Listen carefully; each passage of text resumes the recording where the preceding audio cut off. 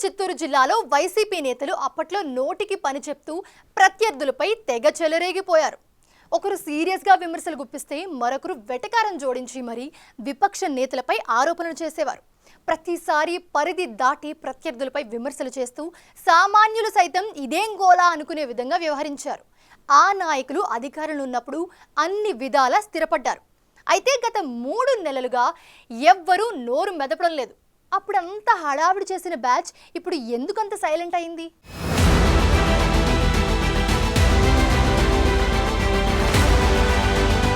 ఉమ్మడి చిత్తూరు జిల్లాలో 2019 ఎన్నికల్లో టీడీపీకి ఒకే ఒక్క సీటు దక్కింది. టీడీపీ అధినేత చంద్రబాబు నాయుడు మాత్రమే కుప్పంలో తన విజయ పరంపర కొనసాగించారు. ఆ ఎఫెక్ట్తో జిల్లా వైసీపీ నేతలు ఆడింది ఆట పాడింది పాట అన్నట్లు అధికారం చెలాయించారు. కుప్పంలో కూడా చంద్రబాబును ఓడిస్తామని ప్రగల్భాలు పలికారు. సీన్ కట్ చేస్తే జిల్లాలో పెద్దిరెడ్డి బ్రదర్స్ ఇద్దరే కనా కష్టంగా గెలిచారు.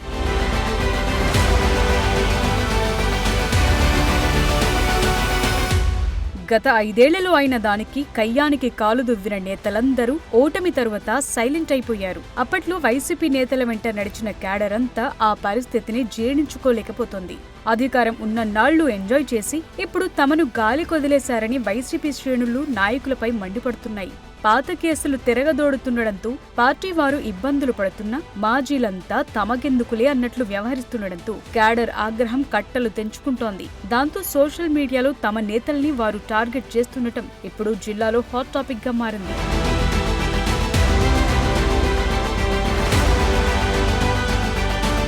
ఓవైపు విజయవాడ వరదలు, అక్కడ జరుగుతున్న సహాయక చర్యలపై వైసీపీ అధ్యక్షుడు జగన్ విమర్శల మీద విమర్శలు గుప్పిస్తున్నారు. బెజవాడకు 2 సార్లు వెళ్లిన ఆయన ప్రభుత్వంపై దుమ్మెత్తిపోశారు. తరువాత బెంగళూరు నుంచి సోషల్ మీడియాలో పెద్ద పోస్టులు పెడుతూ విమర్శలు కొనసాగిస్తూనే ఉన్నారు.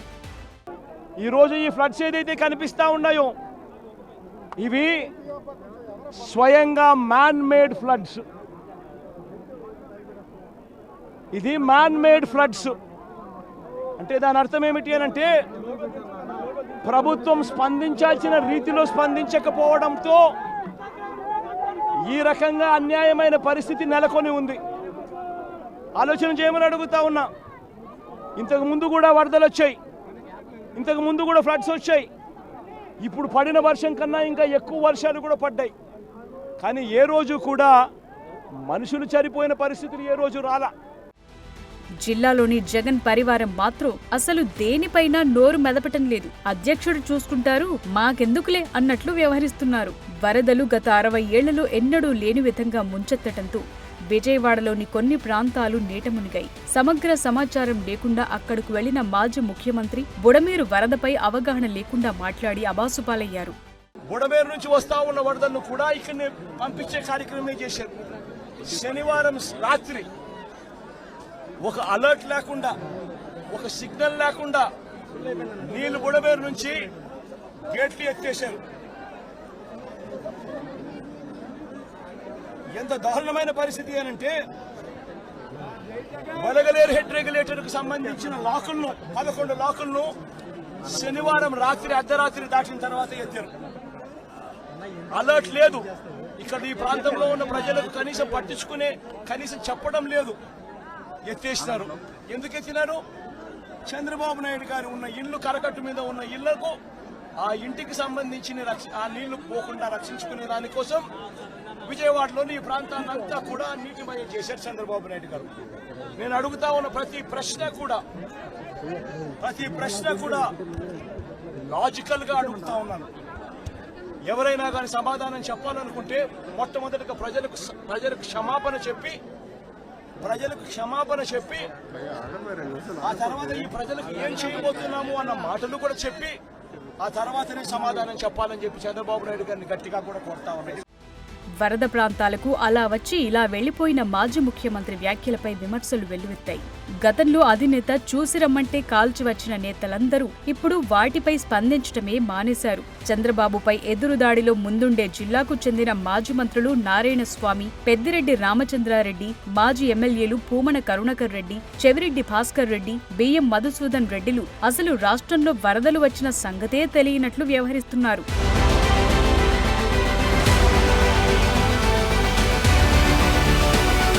మదనపల్లి సబ్ కలెక్టర్ కార్యాలయంలో ఫైల్స్ దగ్ధమైనప్పటి నుండి వైసీపీ లీడర్స్ ఎవరూ పొలిటికల్ స్క్రీన్ పై కనిపించడం లేదు.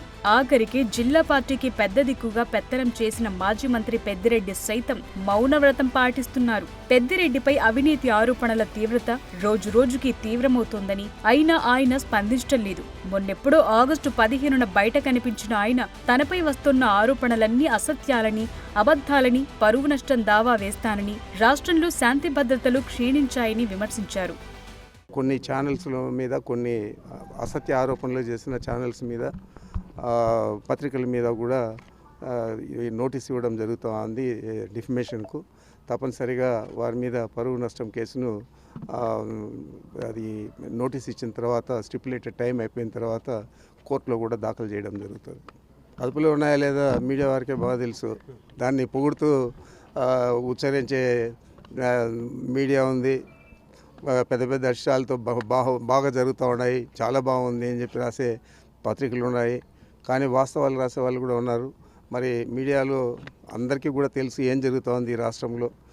ఈ రాష్ట్రంలో తెలుగుదేశం పార్టీ అధికారంలోకి వచ్చిన జూన్ 4వ తేదీ మొదలైన దమనకాండ, దౌర్జన్యం, దుర్మార్గం, ఆ రెడ్ బుక్ ఇంప్లిమెంటేషన్, ఇవన్నీ కూడా ప్రజలందరూ కూడా గమనిస్తూ ఉన్నారు.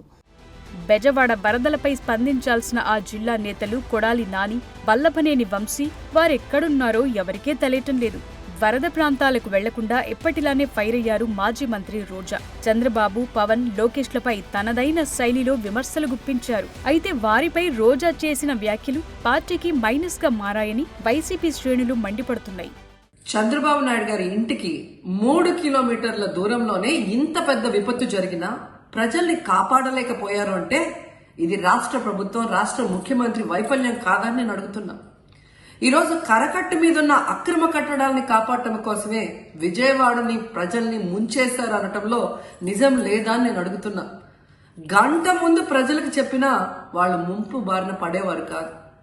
వాళ్ళని అప్రమత్తం చేసి ఒక సేఫ్ అయిన ప్లేస్కి పంపించున్నా ఈరోజు ఇన్ని లక్షల మంది, దాదాపుగా 3 లక్షల మందికి పైగా 4 రోజుల పాటు కరెంటు లేకుండా, తిండి లేకుండా, చిన్న బిడ్డలకి పాలు లేకుండా ఈ విధంగా నీళ్లలో మునిగి అవస్థలు పడాల్సిన అవసరం లేదు.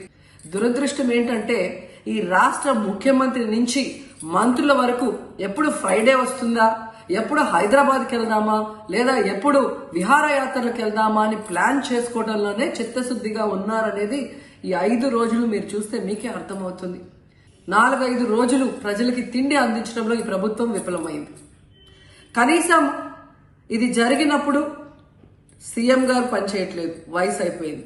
డిప్యూటీ సీఎం గారు, పంచాయతీరాజ్ శాఖ మంత్రి గారు కనీసం తన శాఖను అప్రమత్తం చేసి ప్రజల్ని కాపాడాల్సిన బాధ్యత ఉన్నా ఈ రోజు 5 రోజుల వరకు ఆయన అసలు విజయవాడ వైపే రాలేదు. ఇక ఆ కాన్స్టిట్యున్సీ ఎమ్మెల్యే ప్లస్ రాష్ట్ర మంత్రి లోకేష్ గారు మొత్తం మునిగిపోయి మంగళగిరి, విజయవాడ అల్లల్లాడిపోతుంటే ఆయన హైదరాబాద్ లో ఎంజాయ్ చేస్తున్నారు. పవన్ కళ్యాణ్ ఏమయ్యారని ప్రశ్నిస్తూ లోకేష్ హైదరాబాద్లో కాలక్షేపం చేస్తున్నారని రోజా వ్యాఖ్యానించారు. అయితే రోజా విడుదల చేసిన వీడియోకు వరదల్లో తిరుగుతోన్న చంద్రబాబు, లోకేష్ వీడియోలను, సమీక్షలో పాల్గొంటున్న పవన్ కళ్యాణ్ వీడియోలను ట్యాగ్ చేసి కూటమి క్యాడర్ వైరల్ చేస్తోంది. వైసీపీ వాళ్లకి ఓటమి తర్వాత కళ్లు కూడా కనిపించకుండా పోయాయని టీడీపీ, జనసేన శ్రేణులు సెటైర్లు విసురుతుండటంతో కౌంటర్ ఇవ్వలేక వైసీపీ సోషల్ మీడియా వింగ్ సతమతమవుతుందట.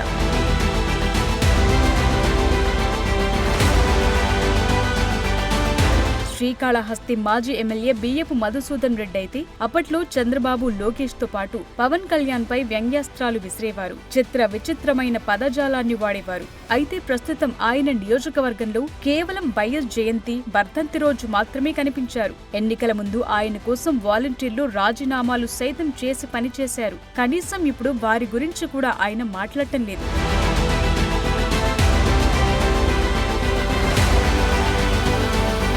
అధినేత జగన్ కి నమ్మిన బంటునని చెప్పుకునే మధుసూదన్ రెడ్డి పూర్తిగా సైలెంట్ మోడ్లోకి వెళ్లిపోయారు.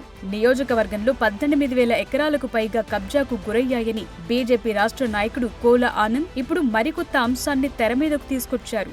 దానికి తోడు రాజీవ్ నగర్ ఇళ్ల స్థలాలపై ఇప్పుడు విచారణ ప్రారంభమైంది. టీడీపీ ఎమ్మెల్యే బొజ్జుల సుధీర్ రెడ్డి గత ప్రభుత్వంలో జరిగిన అక్రమాలపై స్పెషల్ ఫోకస్ పెడుతున్నారు. అప్పట్లో గుడిలోనూ బడిలోనూ వీధుల్లోనూ హడావిడి చేసిన వారు మాత్రం ప్రస్తుతం నోరు విప్పటం లేదు.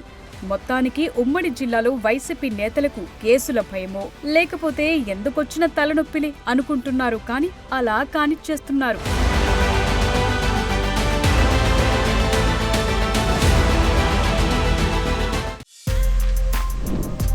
For more videos like this, subscribe Big TV channel.